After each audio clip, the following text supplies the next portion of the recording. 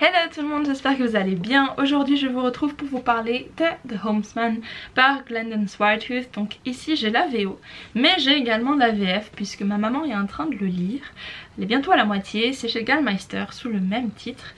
Et du coup, The Homesman, il a été adapté en film en 2014. Et je vais aussi vous parler du film, mais à la fin de la vidéo. The Homesman, je l'ai commencé parce que j'avais une espèce de période western. Je voulais lire des westerns, retrouver ces pionniers et pionnières américains et américaines qui ont migré vers l'ouest pour reconstruire leur vie, pour obtenir de nouvelles terres.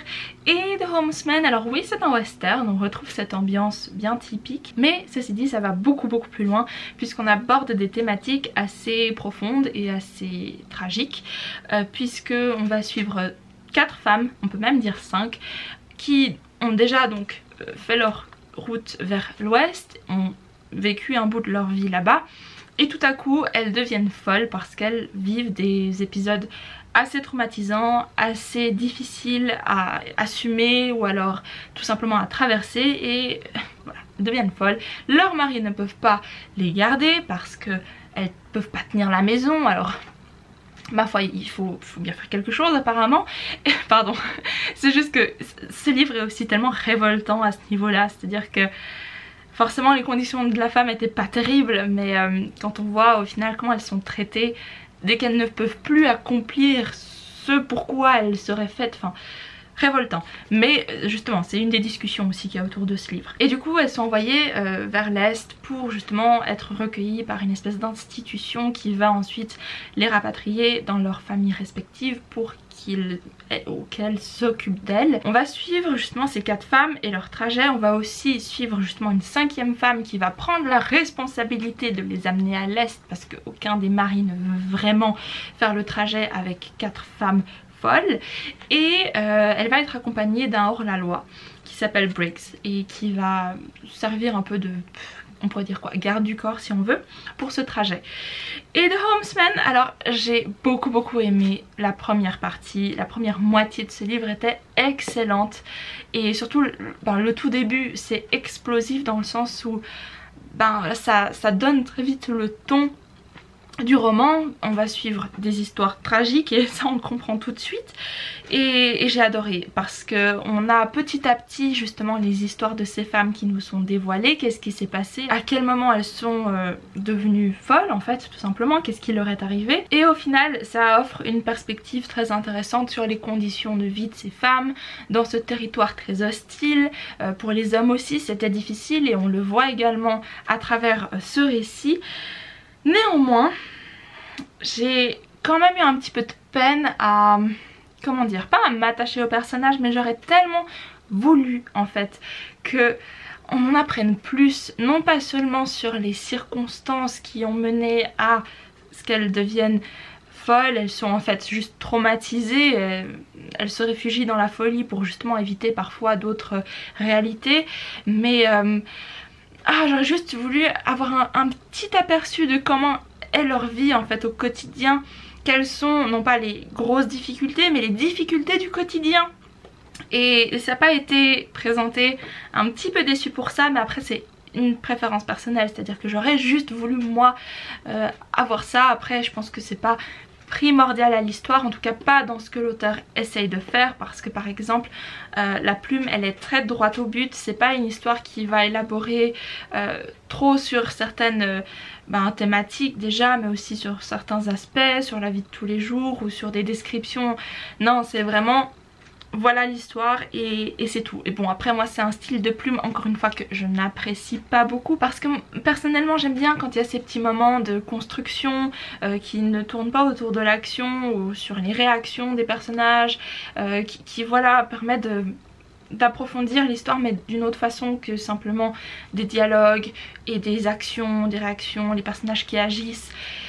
Une préférence personnelle encore une fois. Et par rapport à ces femmes je réalise que peut-être le fait qu'on ne donne pas beaucoup de contexte par rapport à leur vie quotidienne, c'est peut-être fait exprès justement pour qu'on réalise que ça peut arriver. Alors non, pas à n'importe quelle femme parce que c'est quand même des drames assez spécifiques, mais que tout simplement ça peut arriver à cette époque-là à n'importe quelle femme de juste subir un traumatisme et puis devenir folle, et puis tout simplement voilà, ne pas s'identifier à telle femme, mais juste montrer la vie de manière générale et un peu au hasard le destin de certaines femmes. Mais alors là où j'ai été très déçue, c'est la deuxième moitié, parce que l'histoire a pris un tournant que je trouve... Alors, de nouveau c'est hyper personnel, pour le coup c'est pas une chronique objective. On avait tellement de choses qui commençaient à être construites au niveau de la relation entre ces 4 femmes et Mary B. Cuddy, qui est donc celle qui a la responsabilité de les amener à l'ouest.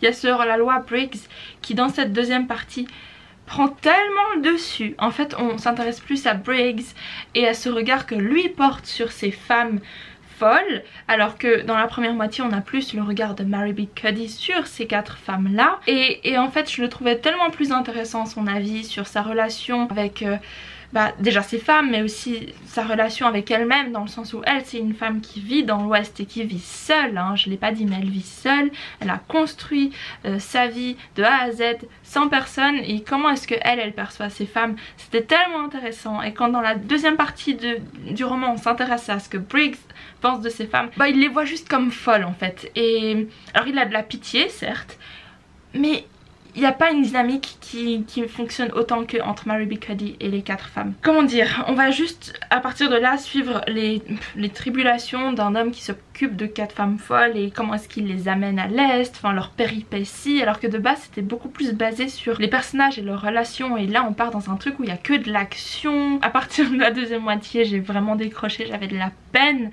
à reprendre ce bouquin tellement qu'en fait j'ai dû passer au livre audio parce que je trouvais pas la motivation de continuer. Bon après comme je l'ai dit c'est une préférence très personnelle, je pense que pour certaines personnes la vision de Briggs sera tout aussi intéressante, mais je l'ai pas beaucoup appréciée malheureusement, et au final on n'en apprend pas beaucoup sur lui. Quel est le fond de sa pensée? Ça reste tellement en surface que si au moins ça avait été travaillé pour qu'il ait un vrai regard sur ces femmes, ça aurait peut-être mieux passé, mais je trouve qu'on est resté tellement en surface, tout était de légèreté, c'est devenu juste un roman assez fun entre guillemets, où voilà il y a des situations qui donneraient à sourire, alors qu'en fait on part avec une thématique très lourde au début. Ça prend vraiment une direction inattendue, je pense que certaines personnes vont aimer, personnellement j'ai trouvé ça dommage. Mais dans tous les cas, parlons du film rapidement. Le film était très fidèle au bouquin, et peut-être trop en fait, c'est ça mon problème.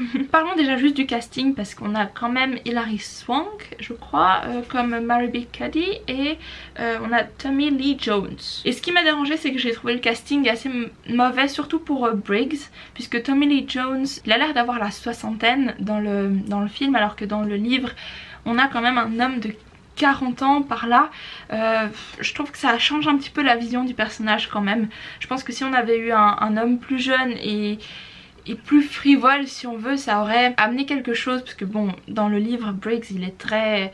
Voilà, on s'en fout, je vis ma vie, je suis les ordres de personne. Bon, ouais, j'ai trouvé que ça collait pas trop au personnage, c'est pas très grave en soi. Mais le casting, voilà. Après, ils ont décidé d'enlever une femme. Normalement, on suit le destin de 4 femmes. Dans le film, on en a 3. Je pense que c'est juste une question de budget. Payer une 4e star pour faire la 4e femme, je pense pas que c'était très rentable. Pas très grave, ça change pas grand chose.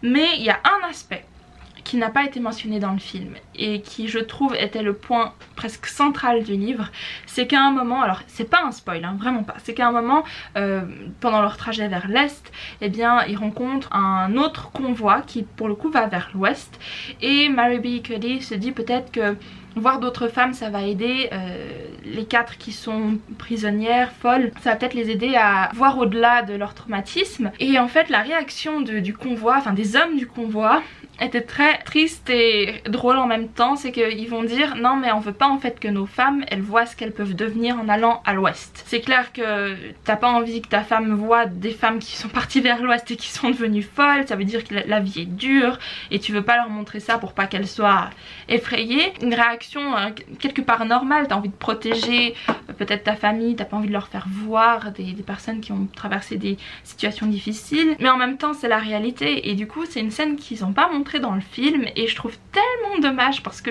pour moi c'était la scène la plus marquante presque de ce bouquin. C'est que c'est là que tu réalises que en fait aller vers l'ouest c'était pas du luxe et c'était juste beaucoup de travail et puis c'était peut-être pas pour tout le monde. Et sinon je parlais justement du fait que le film était peut-être trop fidèle au livre. Et ben d'habitude je suis pour ça, on garde une adaptation fidèle, on remet les éléments tels qu'ils sont, mais ayant déjà pas été satisfaite du livre, j'ai trouvé ça très difficile de revoir encore le film avec les mêmes défauts. Et bon, il est bien le film en soi, si vous n'avez pas lu le livre je pense que ça va vous plaire, mais ayant lu le livre je sais pas si ça sert à grand chose de voir le film. Parce que c'est vrai qu'ils auraient peut-être pu justement aller plus loin, explorer ces thématiques d'une manière légèrement différente, avec un autre prisme, mais non, pour le coup c'était vraiment un copier-coller. Après c'est quand même un film qui est intéressant, si vous ne voulez pas lire le livre, regardez le film peut-être, mais dans tous les cas, je suis mitigée. Donc voilà, c'est tout pour cette vidéo, j'espère qu'elle vous a plu. N'hésitez pas à me dire vraiment si vous avez déjà lu ce livre, ce que vous en avez pensé, parce que je discute volontiers pour voir un peu, peut-être même éclaircir les endroits qui ne m'ont pas plu, parce que c'est vrai que je reste assez vague, mais c'est plus une impression générale. J'aurais juste voulu que l'histoire prenne un autre tournant, mais dans tous les cas si vous l'avez lu faites-le moi savoir dans les commentaires ou sur Instagram si vous voulez discuter. D'ailleurs allez me suivre sur Instagram si vous le souhaitez, abonnez-vous à la chaîne pour plus de contenu et si vous le souhaitez vous pouvez aussi me soutenir sur Patreon. Et sur ça je vous fais plein de bisous et je vous dis à très bientôt dans une nouvelle vidéo. Bye.